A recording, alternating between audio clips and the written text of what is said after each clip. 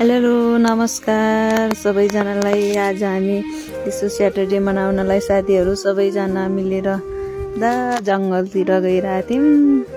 हाम्रो खन्टाउरा भन्ने ठाउँतिर त्यता पुगेर हामीले यसो चटपटे बनाएर खायौँ। साथीहरू सबजना मिलेर रमाइलो गऱ्यौँ। अरूले काट्ने अरूले बनाउने सबैजनाले त्यसो पछाडि बनाइसकेर हामीहरू खाने रमाउने नाच्ने गाउने टिकटक बनाउने भिडियो बनाउनेको कमजोरी भिडियो बनाउने मान्छेले कस्तो नमजाले सिनहरू पारी देखाएर बनाउनु पर्ने उहाँको कमजोरीले गर्दा त्यति राम्रो भिडियो बनिन्छ।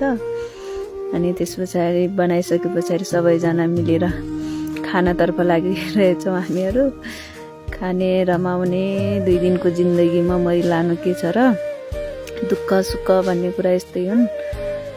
रमाउनु पर्छ साथीसँगै मिलेर। यताउता त्यस पछाडि हामी नाच्न लाग्यौँ। खासै त यो देउरा गीतको नाच हो। यसमा गीतलाई हटाएर थोरै के कुरामा बोलु कि भनेर बोलिरहेको छु। एकदमै रमाइलो भयो नाच्दै गाउँदै रमाउँदै। हामीहरू अब के गर्नु, समय परिस्थिति अनुसार चल्नु नै पर्छ। कोही साथी कहाँ पुगुला, कोही साथी कहाँ पुगुला। भोलिका दिनहरूमा सम्झना स्वरूप एउटा भिडियो बनाउन भनेर जतिन्जेल हामी सँगै रहन्छु।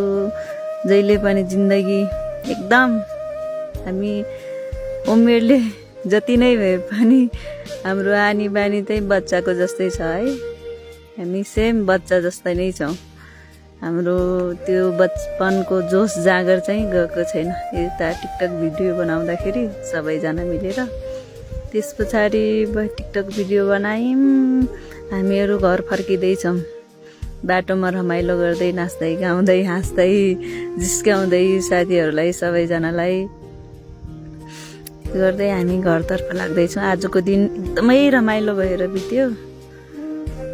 त्यही भएर सबजना साथीहरूलाई धन्यवाद। यो अवसर जुर्यो सबैजनाको, घुम्न जाने अवसर पनि मिल्यो भन्न चाहन्छु।